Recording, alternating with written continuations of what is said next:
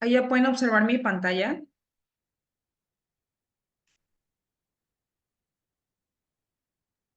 No se ve, maestra, solamente se ve usted.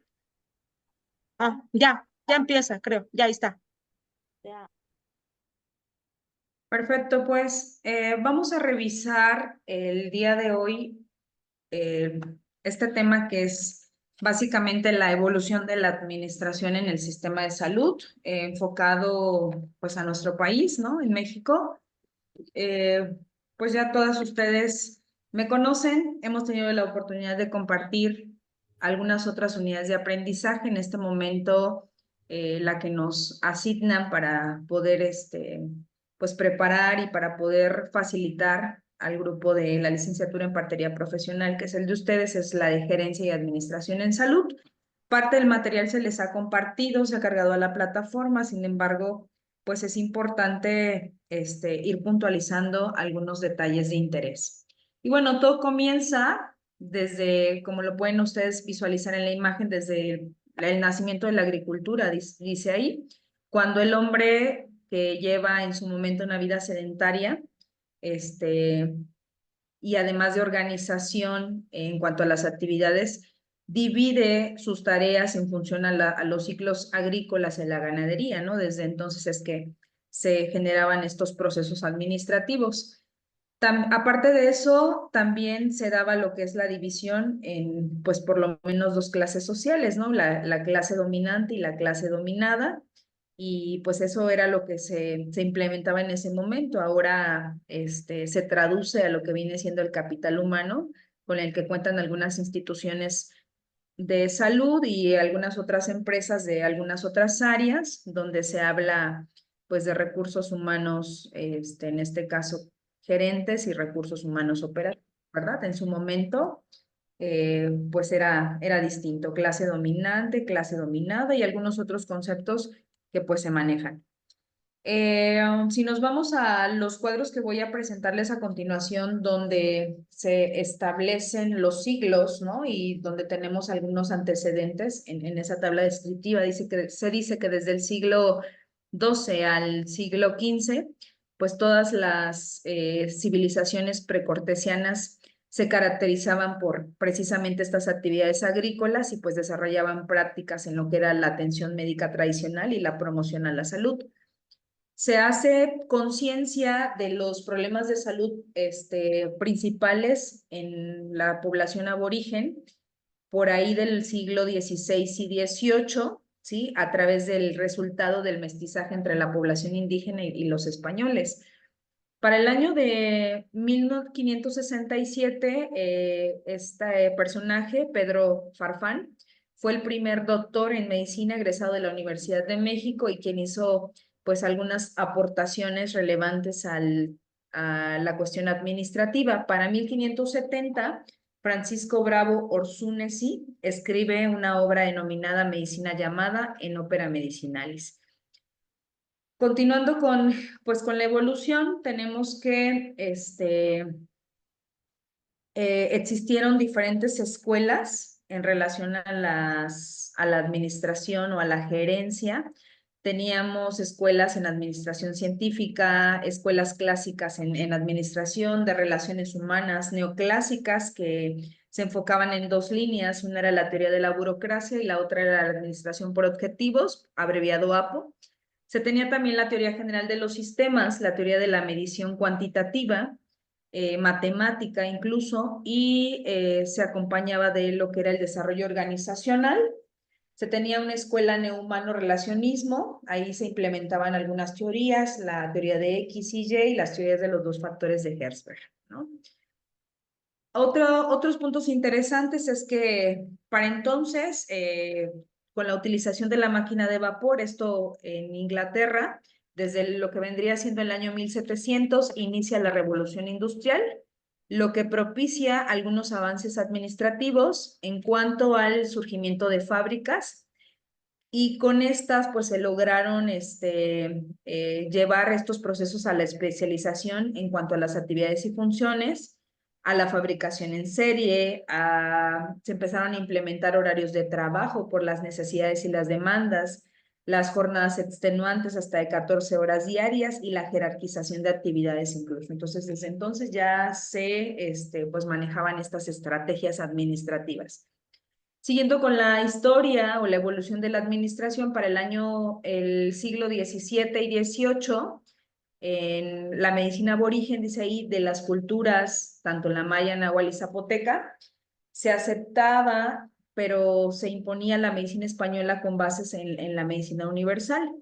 En los años 1800, 1810, interviene Francisco Javier de Balmis, quien en la época preindependiente pues tiene pues un desempeño con éxito, dado que las acciones que tomaron para el manejo de la viruela pues les funcionaron, ¿no?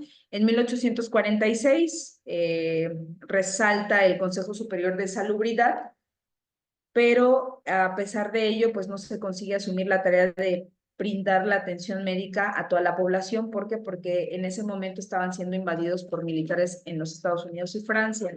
En 1872 se crean algunas juntas en materia de salubridad estatal, juntas de sanidad en los puertos derivadas de las leyes de reforma. Para 1894 se expide el primer código sanitario. Eso es importante porque ahora es lo que conocemos como los famosos códigos de ética y conducta, y para que nos demos un poquito cuenta, desde 1894 se manejaba ya el primer código sanitario.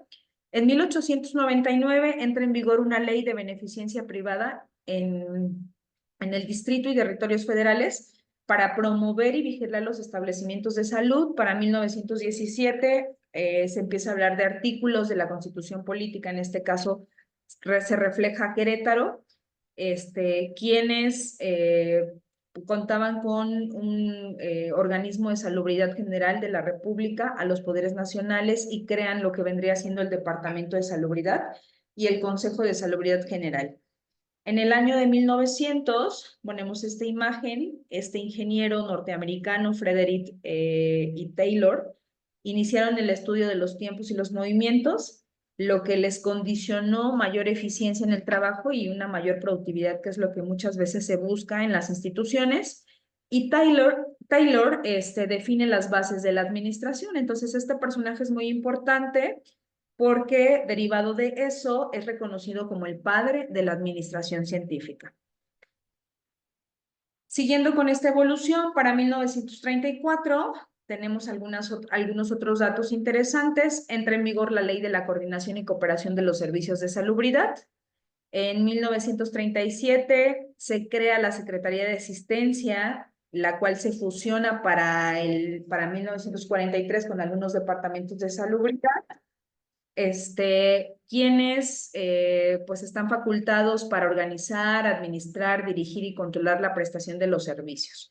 Para 1954 se crea otra comisión, que es la Comisión Nacional de Hospitales, para orientar a los programas a la construcción de unidades hospitalarias, y se declara el interés social de la Comisión Nacional para la Erradicación del Paludismo, ahí ya pues enfocado un poquito a esa condición. Para 1977 se establece lo que conocemos como sector salud, esto basado en la Ley Orgánica de la Administración Pública Federal, entendiendo como el agrupamiento administrativo las entidades paraestatales bajo la coordinación de lo que vendría siendo la Secretaría de Salubridad y Asistencia, porque así se denominaba antes. En el año de 1950, se echa a andar una teoría de administración por objetivos, ¿sí? También conocida como APO, como lo pueden observar, y la cual toma auge respondiendo algunas preguntas. ¿Por qué? ¿Para qué? ¿Cuál es su principal exponente? En este caso es Peter Drucker, quien es considerado el teórico más influyente en lo que vendría siendo el capitalismo moderno y quien otorga a las empresas la libertad de descentralizar las decisiones, permitiendo que se consiga un autocontrol y la autoevaluación de las diferentes áreas en la empresa. Entonces, esta administración por objetivos, como lo pueden ver, se abrevia APO, está conformada por esos cuatro rubros. Uno es la especificidad de las metas, dos, la participación en la toma de decisiones, un plazo explícito como 3 y la retroalimentación acerca del desempeño. Entonces, esto era lo que para el año de 1950 se consideraba en el tema, era una teoría de la administración. Siguiendo con la historia y los antecedentes, en 1978 se instituye una comisión intersecretarial de saneamiento ambiental, ¿sí? Esto con el objetivo de mejorar el ambiente que llevaban algunas dependencias o entidades. En el año de 1981, esta misma coordinación de servicios de salud realiza pues, estudios conducentes en cuanto al Sistema Nacional de Salud para dar la cobertura a todos los mexicanos. En 1982 hay una iniciativa que consiste en elevar un rango constitucional a lo que vendría siendo la nueva garantía social del derecho a la protección a la salud, ¿verdad? Estamos hablando ahí ya de los derechos. Del 1983 a 1988 es cuando se logra consolidar la conformación de lo que vendría siendo el sector salud con el plan septenal, porque pues normalmente las administraciones son durante 6 años, y se instruye la operación del Gabinete de Salud para propiciar una acción sinérgica comprometida con las instituciones y se empiezan a dar algunas denominaciones como es la Secretaría de Salubridad y la asistencia por la Secretaría de Salud. Para 1989-1993, que fue más o menos cuando nacimos nosotras, ¿verdad? O quizás unas pues mucho más jóvenes después, se consolida el sistema de salud democrático y empieza el ordenamiento de los recursos y la adopción de las medidas que fueran en su momento necesarias para el ejercicio del derecho a la protección a la salud. En el año 2000 a la fecha, ¿verdad? Que digamos no notan a la fecha, porque pues esto es lo que está escrito, no, quizás no estamos hablando de siglos previos, se han realizado diversas acciones para la erradicación de enfermedades transmisibles, pues a través de el sistema de salud y a través de las estrategias, tanto federales como estatales, y no se diga de las organizaciones o instituciones de manera independiente. Otro personaje importante es quien les coloco aquí, que es el biólogo alemán Ludwig Bohm, quien para 1950-1968 publica diferentes teorías. Una de ellas fue la teoría general de los sistemas, la cual propone que las propiedades de los sistemas no pueden separar sus elementos, ya que si analizamos o comprendemos de manera correcta un sistema, es posible solo cuando se estudia en forma global. Entonces, la propuesta de este biólogo se enfocaba en, pues, establecer teorías interdisciplinarias en las que se pudieran involucrar, pues, todas las ciencias, incluidas justamente lo que hoy revisamos, que es la administración, y que es considerada que todas las ciencias están interrelacionadas, ¿no? Entonces, la administración no está separada del resto de las ciencias, básicamente. Entonces, él decía que pues había, que básicamente esta teoría se resumía en este diagrama que ustedes pueden observar en pantalla, donde entradas era todo lo que ingresaba, en otras palabras, a la empresa, ¿no? Tanto el personal como el financiamiento, los insumos, materiales, la misma legislación, pero que pues si había entradas tendría que haber salidas, ¿verdad? Entonces dentro de las salidas tendríamos que considerar los productos, las utilidades, las ventas, el personal y la capacitación, que es muy importante. Entonces todo esto pues prácticamente se retroalimentaba. Y bueno, a partir de todas esas escuelas, de toda esa historia que a manera de resumen yo les acabo de compartir, porque en realidad hay bastantes antecedentes de la administración, se empiezan a generar por las escuelas en administración algunas teorías. Esta es una de las teorías, es la de la toma de decisiones, ¿verdad? Yo creo que pues muchas de ustedes, algunas quizás ya han tenido la oportunidad de ser gerentes, algunas otras no, pues este es uno de los pilares importantes en la administración, la toma de decisiones, ¿no? ¿Y en qué consiste? En un análisis lógico y cuantitativo, dice ahí, de los factores que van a afectar los resultados de una decisión en un mundo incierto, ¿sí? Porque a veces no tenemos con certeza el resultado que podamos obtener. pero no por eso vamos a parar y no vamos a llevar, o como gerentes no vamos a tomar una decisión. Tenemos que sí o sí tomar una decisión y ahora sí que una vez teniendo los resultados, seguir con esa toma de decisiones que hicimos o bien buscar estrategias que mejoren los resultados que no estamos obteniendo, ¿no? Esto surge cuando existen, dice la diapositiva, varios cursos de acción que pueden analizarse y compararse, tanto ventajas como desventajas, que es lo que les acabo de comentar, antes de tomarla. Es lo ideal.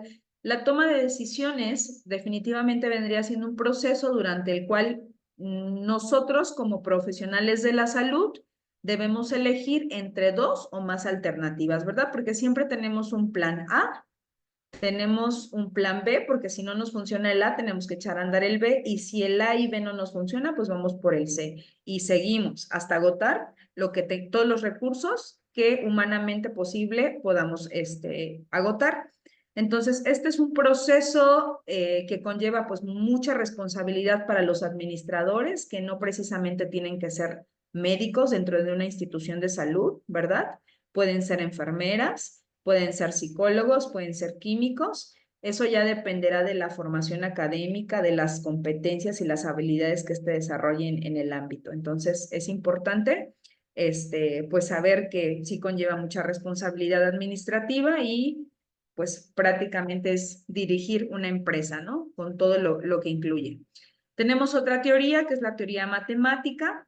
Es conocida por los aportes desde lo que vendría siendo la investigación de las operaciones que aplican para métodos científicos, técnicos y procedimientos matemáticos y estadísticos, sobre todo. La estadística para el contexto administrativo gerencial es muy importante porque de ahí muchas veces partimos para la toma de decisiones, ¿no?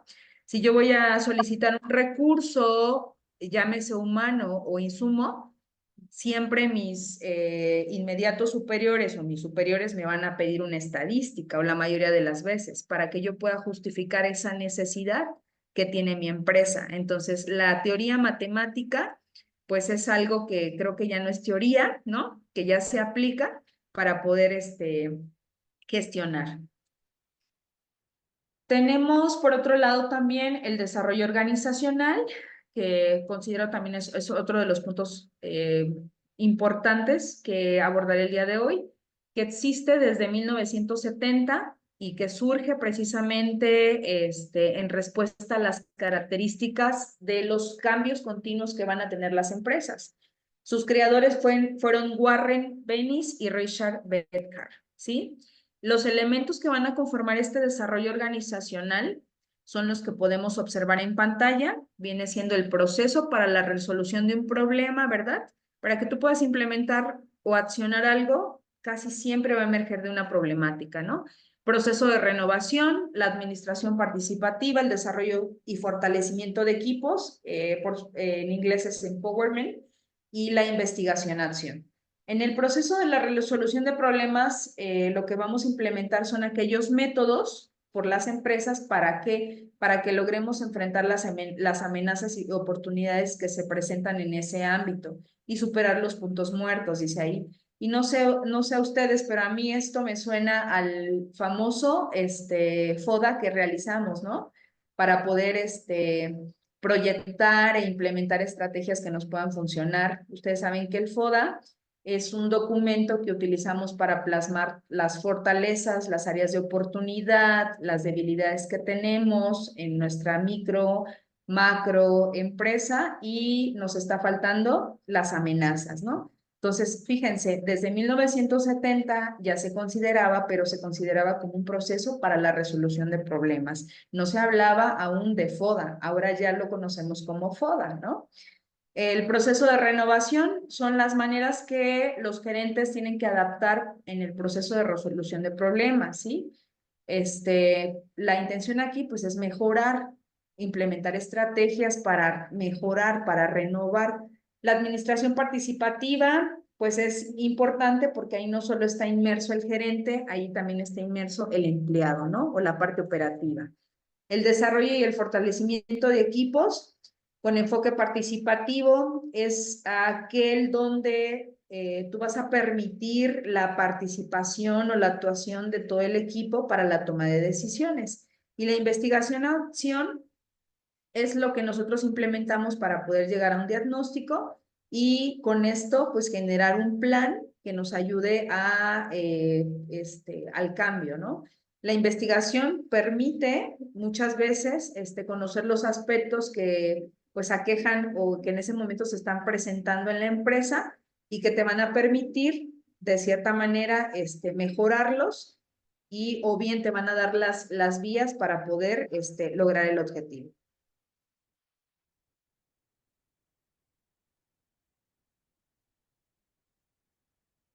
Tenemos dentro de las escuelas, yo se los mencionaba con anterioridad, una que es denominada neohumanorrelacionismo, ¿sí?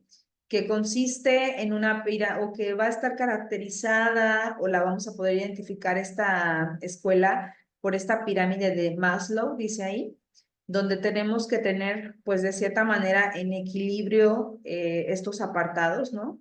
Lo que vendría siendo la fisiología, la seguridad, el factor social, el estigma y la autorrealización, y que tienen que ver con la supervivencia y el crecimiento. Esta escuela en específico retoma las relaciones humanas que son muy importantes en estos ámbitos y les da un enfoque dentro de la administración desde muchos conceptos, pero sobre todo con una visión basada en lo que vendría siendo nuestra conducta humana dentro de las empresas. Inicia desde 1940, entonces sí, ya tiene algunos años y considera que la administración debe adaptarse a las necesidades de los individuos. Muchas de las veces, pues sí, ¿verdad? Queremos adaptar a las empresas a nuestras necesidades, pero la realidad es que tenemos que hacer un equilibrio a través de, pues no solamente mis necesidades, sino también las necesidades, en este caso, de los derechohabientes y las necesidades de la empresa propia, ¿verdad? Para que esto pueda funcionar, porque de lo contrario, entonces no habría una dirección, no habría una organización, no habría reglamentos, ¿no? Y no habría códigos de ética y conducta. Entonces es bien importante que tengamos ese equilibrio. La teoría de X y Y, que fue establecida por Douglas MacGregor, quien es el autor de esta teoría, está enfocada en cuanto a la gestión de los recursos humanos. Él hizo una obra denominada El lado humano de las organizaciones desde el año de 1960, donde describía precisamente dos formas de pensamiento en los directivos, ¿sí? Para él fue sencillo decir, voy a denominarlo la teoría de X y Y, porque me estoy refiriendo pues a dos entes, ¿no? En la teoría de X, lo que él plasmó fue que a los empleados les disgustaba el trabajo y siempre que fuera posible, pues procuraban evitarlo, ¿no?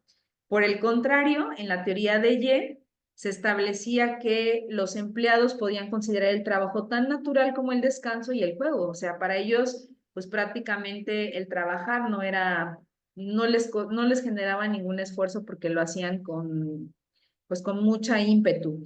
En la teoría X, el puesto que a los empleados les disgustaba el trabajo deben de ser coaccionados, controlados o amenazados con sanciones para que alcancen las metas. O sea, si yo no te presiono, no vamos a lograr las 20 consultas al día, ¿no?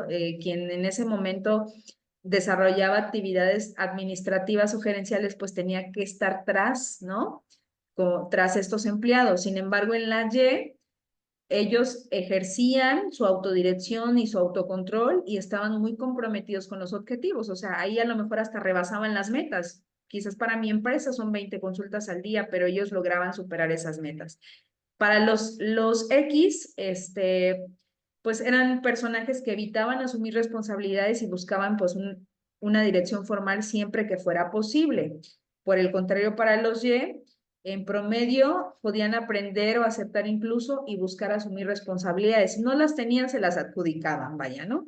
¿Qué tiempos? ¿Qué tiempos? Básicamente para los años de 1960, Y otro de de las consideraciones aquí es que la mayoría de los trabajadores en la columna de X colocaban la seguridad por encima de todos los demás factores que estuvieran asociados con el trabajo y mostraban poca ambición, ¿no?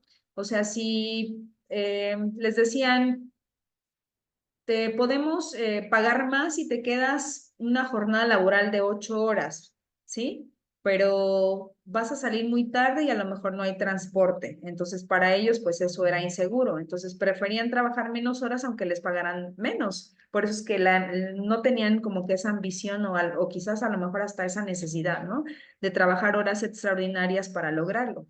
Y en el caso de los Y, tenían la capacidad de tomar las decisiones innovadoras en cuanto a la población y no necesariamente era un patrimonio exclusivo de los que ocupaban puestos administrativos. Otra de las teorías es la de los 2 factores de Hesberg, ¿sí? Donde se incluían los factores de higiene y por otro lado los factores de motivación. Dentro de los factores de higiene teníamos aquellos económicos, donde estaban inmersos los sueldos, los salarios y las prestaciones, las condiciones laborales en cuanto a la iluminación, temperatura, sus entornos físicos seguros, en cuanto a la seguridad, relacionados a los privilegios por antigüedad, procedimientos sobre quejas, reglas, trabajos justos, políticas, o sea, se hablaba de todos estos aspectos. Entre los sociales tenían las oportunidades para interactuar con otros trabajadores, para convivir con otros compañeros de trabajo. Y en cuanto al rubro de categoría, en esos factores de higiene se consideraban títulos de los puestos, oficinas propias, con ventanas, accesos al baño, en este caso de los directivos, ¿no? En esa teoría se hablaba al respecto. En los factores de motivación, pues buscaban algunos trabajos estimulantes donde tuvieran ellos la posibilidad de manifestar la propia personalidad y desarrollarse plenamente, el reconocimiento de una labor bien hecha, ¿no? A través de la confirmación de que se ha realizado un trabajo importante, la responsabilidad mayor y por lo tanto la consecución de nuevas tareas y labores que pues pudieran mejorar sus condiciones en el puesto y que le brindaran en este caso al individuo mayor control del mismo. Entonces, también se le conoce esta teoría de la motivación higiene, ¿sí? Si es que no lo queremos separar como factores de higiene y motivación, y pues establece los factores que van a generar la insatisfacción en los trabajadores, ya que son de naturaleza totalmente diferente de los que se producen a la satisfacción, ¿no? Entonces, pues eso se hablaba de esta teoría. ¿Cuáles son las tendencias actuales, compañeras? Desde los 80, dicen los autores, surgieron pues muchas de ellas en cuanto a la administración y han sido adaptadas por cada una de las empresas, por cada uno de los sistemas, en beneficio de quiénes, del cliente. ¿Quiénes son nuestros clientes? Nuestras pacientes, ¿no? Nuestras embarazadas, nuestras personas recién nacidas, en cuanto a los procesos, en cuanto a la calidad, el uso de los valores. Y dentro de estas tendencias, pues cabe resaltar lo que ahora llamamos y conocemos como la calidad, ¿verdad? Yo le tengo que dar a la paciente una calidad, ¿sí? ¿En qué se basa? Pues en una atención segura, ¿sí? Hay reingeniería de negocios, empowerment, outsourcing, ¿sí? Muchas tendencias prácticamente pues, norteamericanas que hemos nosotros ido adoptando. Administración por valores, ¿no? Administración del conocimiento, la administración del cambio y ahora lo que pues nosotros estamos haciendo, que es la administración virtual, ¿no? Buscando otros canales, buscando otras vías para poder, pues compartir y no tener tantos obstáculos en base a las necesidades de nuestras empresas. Y bueno, como yo les decía, hay bastante información. Si ustedes buscan pues en algunos libros, quizás en la web van a encontrar pues mucha historia de lo que vendría siendo la administración. Y no me refiero solo a la administración en salud. Lo que yo les puse en los recuadros y en las tablas tienen que ver con lo que hay o existe de antecedente básico en cuanto a salud. Pero si ustedes se van a la administración un poquito más profunda, hay mucha historia. Entonces, como a manera de conclusión, pues les comparto estas líneas es importante que no perdamos de vista que para que un sistema de salud proporcione esa calidad y seguridad que se requiere a sus derechohabientes, usuarios o clientes, es necesario que se pueda cumplir con los requisitos mínimos en cuanto a qué, a la estructura o lo que también conocemos como infraestructura, a los procesos, a las instalaciones, al equipo, a la preparación básica y a la actualización de su capital humano. Cuando hablamos de capital humano nos referimos a nosotros, ¿verdad? Nosotros somos el capital humano, somos los recursos humanos que hacen posible pues que estos sistemas o que estas instituciones funcionen. Y no solamente nosotros, porque ahí es muy claro el párrafo que dice que es necesario que se cuente con todos estos requisitos para que pueda funcionar con esos estándares de calidad y seguridad, ¿cierto? Y es importante pues que se reflejen estos resultados tanto a nivel de indicadores de productividad como en cuanto a la satisfacción total de los usuarios. O sea, si yo tengo que dar la productividad, ¿para qué? Yo tengo que dar números, ¿para qué? Para que quienes están en otros niveles de atención o para quienes a mí me dirigen, porque pues también a mí me dirigen, me puedan dar los recursos que mi empresa necesita para funcionar, ¿sí? Pero no es suficiente solo enfocarnos en las cuestiones de productividad. También hay que garantizar que esa atención que nosotros estemos dando sea satisfactoria para nuestros pacientes, ¿no? Donde muchas veces pues nos llegamos a quedar un poquito cortos o tenemos una serie de quejas en ese contexto porque no se les da quizás el tiempo que se requiere por el volumen a veces de pacientes y pues cuando no hay volumen pues hay que darles, ¿no? Esa calidad de tiempo porque eso nos permite también a nosotros identificar pues eh, muchas entidades, algunos datos que nos pudieran ayudar a prevenir condiciones que vayan a poner en riesgo la salud de nuestras pacientes o bien accionar de manera inmediata, ¿sale?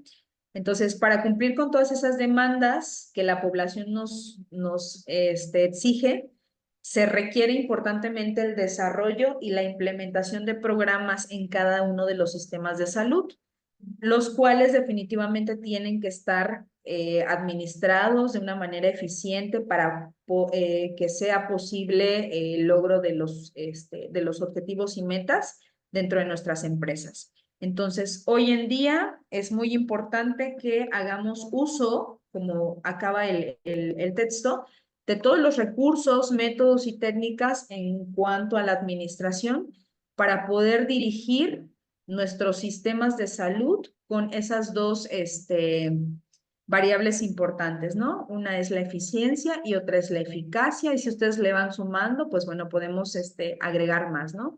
Como no recuerdo si en este bloque específicamente, pero en alguno de los bloques precisamente les pido que realicen una actividad donde ustedes generen esas partes, esos objetivos, esas misiones y visiones que deben de tener como representantes legales, gerentes, administradores de la empresa que les vaya a tocar dirigir y que pueda impactar en la población que van a atender. Y no solo en eso, sino también en el capital humano que tienen para prestar el servicio. Entonces, esto es algo muy somero, es lo que les comparto el día de hoy. Estas actividades ya las tienen prácticamente en la plataforma. Ya tenemos cargado lo que vendría siendo el bloque 2. Ahí hubo una situación ahora por lo de contingencia, quizás que no les han cargado parte de la información, pero yo pienso que en estos días se va a hacer ese ajuste para ir avanzando un poquito más. No sé si exista algún comentario de parte de quienes estamos conectadas al respecto o en relación a este material que les acabamos de compartir. Estamos aquí para, pues, escucharlas. Yo sé que ya es tarde. Sé que algunas están ahorita en en unidad. Ajá. Algunas saliendo de trabajo. Pero bueno, por eso tratamos de ser breves. Voy a tratar de cumplir lo más que se pueda ahorita con las sesiones que tenemos programadas cada 2 semanas para poder ir avanzando con el material. Y pues no sé si quieran hacer algún comentario al respecto. Ahorita básicamente les presentamos, aquí está la bibliografía, que es, me imagino que también es lo que les cargan a la plataforma. Pero en este momento, pues acabamos de revisar los antecedentes, la historia, en base a la evolución que ha tenido esta administración dentro del sistema de salud. Yo, maestra, soy Edu. No sé, dígame. Sí veo que va muy enfocado a la administración de los sistemas públicos de Ajá. salud. Bueno, yo estoy teniendo la experiencia en una casa de partos independiente, pero desde ese punto, como nosotras, por ejemplo, poder gestionar nuestra propia casa de partos, cómo poder administrarla desde esta autonomía como parteras, pues. No sé si algo de lo que nos compartirá en un futuro nos pudiera dar luz también en este sentido, porque pues también no todas vamos a caer a trabajar en las instituciones o vamos a dirigir algo dentro, ojalá pues, ojalá que dirijamos una sala LPR, por ejemplo, pero a lo mejor después abrimos nuestra casa de partos y estaría padre también saber un poquito de administrar todo. ¿Cómo ves? Pues está padre, ¿no? Y yo creo que por esa razón y por muchas otras se inserta esta unidad de aprendizaje, porque ustedes no Ujú, nada más están hechas o no se van a quedar limitadas sus competencias y habilidades. Hay quienes ujú. tienen esta habilidad de liderazgo que hace que podamos incursionar en el tema de la administración. Y sí, muchas de las literaturas que ustedes van a poder encontrar se van enfocadas al sector público, ¿no? Porque se hablan de presupuesto, se habla de la administración federal, cómo es que reparte a pues las diferentes, a los diferentes sistemas. Yo les decía, no solo el de salud, si nosotros nos ponemos a buscar sobre administración, encontramos salud, educación, economía, ¿sí me explico? Entonces, sí es importante que como parteras profesionales, quizás algunas con oportunidades económicas para poder crear sus empresas privadas, pues conozcan todos estos aspectos. Más adelante, de hecho, me parece que es en el bloque 2 es donde ya empezamos a hablar un poquito de los sectores, del sector público, del sector privado, de los o si no es que más adelante, de los modelos de organización, para que se vayan dando una idea. Pero sí, o sea, tenemos que tener todas estas bases para poder hacer la gestión en cuanto a las dependencias que nos regulan y que nos verifican, ¿no? Una de ellas, por ejemplo, muy conocida por nosotros es la COFEPRIS, ¿no? Que es la que se encarga de, pues, vigilar, monitorear y ver que esa prestación de servicios al tipo de población que fueres esté llevando a cabo de forma correcta y que no esté poniendo en riesgo la salud de nuestros pacientes. Entonces hay que hacer esos trámites que se hacen burocráticos, básicamente son los mismos que tendría que hacer una institución pública o que hace una institución pública, los tenemos que manejar nosotros y saber que pues la administración no nada más está conformada por un dirigente, por un directivo, por un administrador, que tiene muchos bracitos ahí, organigramas, ¿no? Donde cada uno de los que integran pues la empresa va a tener funciones, ¿sí? Eso es la parte organizacional, de ahí viene el capital humano, ese capital humano tiene ciertas funciones y dentro de esas funciones pues van inmersas las estrategias que vas a implementar y cada uno pues va a hacer bajar un recurso distinto, y cada uno va a intervenir de una forma distinta, con el único objetivo, pues, de que esa empresa, pues, logre funcionar. Entonces, poco a poco vamos a ir compartiéndoles este material para que vayan ustedes adentrando un poquito a la cuestión administrativa. Pero de que se puede, ¿no? Hay que, eh, pues, soñarlo, ya que lo soñamos, despiertas, pues empezar a buscar el camino para poder ir formando esa empresa que, pues sin duda, pues es algo muy padre, sobre todo cuando te toca a ti, ¿no? Desde cero, armarla. Entonces, les digo, esto es como un panorama muy general, pero sí, claro que se puede. como Ujú. parteras profesionales.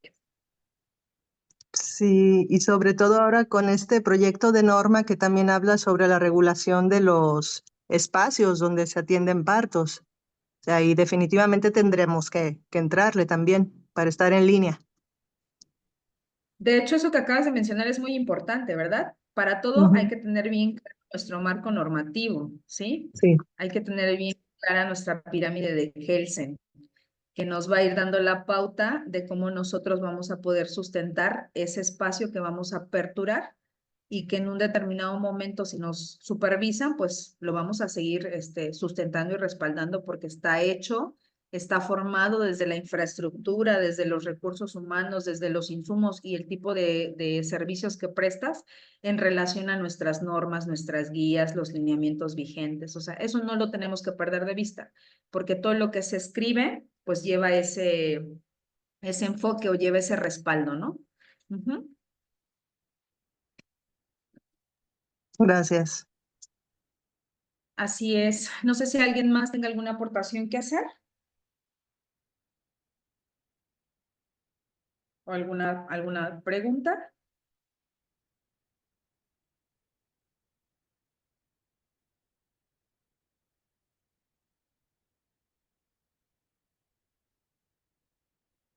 Bueno, si no hubiera nada más que comentar, no estoy segura, pero recuerdo que sí subimos este material. Lo que faltaba a lo mejor es darles un poquito de explicación, ¿no? Porque no es lo mismo a lo mejor que ustedes lo revisen. Siempre es importante como que hagamos intercambio de ideas, ¿no? Porque a lo mejor el título para mí tiene una interpretación y el título para Adriana tiene otro, ¿no? Entonces, es importante que hagamos ese intercambio de ideas. Les decía yo, vamos a tratar de cumplir lo más que se pueda con las fechas que ya tenemos programadas para ir avanzando con estas presentaciones. ¿Les parece? Y pues si ya no hay nada más que comentar, chicas bellas, ya saben, siempre es un placer para mí compartir este conocimiento que también nos comparten, ¿verdad? Porque no es que emerja directamente de nosotros, también nos damos a la tarea de buscar ese material que creo que pudiera servirles y ya facilitarlo a ustedes. Pues bueno, pasen una bonita noche y nos estamos conectando en pues fechas posteriores. Gracias. Muchas gracias. Gracias, buenas Lucy, noches. Gracias, sí, maestra. ¿verdad? Maribel, y en este caso, Caro. A ver, Caro, prenda su camarita. ¿No quieren prender su camarita? Salúdenos, Caro. No importa si ya está en la cama. Lucía. Ya vemos a Eduviges. Aquí Maribel, mi anda. tocaya. ¿Cómo se sienten que ya están prácticamente en la recta casi final? Más Pues ya más fortalecidas. angustiadas, ya más ¿Por qué angustiadas más porque dentro de poco ya tenemos que empezar a emprender esto. Sí, claro, ¿no? Ya tienen que aplicar todo lo que están aprendiendo. Y aún Sí. así, yo no les voy a mentir, existe un grado chiquito siempre de temor, ¿no? Pero esos temores no se van quitando hasta que se tienen que quitar conforme van pues practicando, conforme lo van aterrizando. Entonces, sean metidas, duden poco, ¿sale? No duden de ustedes, confíen en ustedes, porque eso es lo que les va a ir dando la seguridad con las pacientes. Y bueno, péguense con las personas que les vayan a aportar, ¿sí? Aprender lo bueno, lo malo, deséchenlo y hagan su propio juicio, su propio criterio y sus propias estrategias, ¿sale? Ya las vi, están ahorita de guardia, ¿verdad? Sí, están en partería porque las veo con uniforme. Ni hablar, yo tenía, estaban conmigo en la noche, André y Marve, pero hubo una temporada como de bajo parto y tuvimos una temporada de mucho parto, solo a Andrei creo que le tocó la última guardia, y ya estas últimas donde ha habido pues partos, al menos en mi guardia, no sé cómo sea la ve ahorita, ya no están. Le digo, parece que cuando llegaron teníamos una productividad chiquita y de repente se desata y tenemos un montón. Pero bueno, aprovéchenlo. Una paciente es muy valiosa porque le pueden aprender muchas cosas, ¿sale? No solamente es atención de parto, ustedes impactan desde planificación, la atención preconcepcional, si es que les llega una mujer que quiera embarazarse, la consulta externa para el control prenatal, entonces son muchas cosas, ¿no? Pues bueno, entonces nos vamos a despedir, pasen una bonita noche, un placer como siempre. Gracias, buenas Gracias, noches. maestra, igualmente para usted.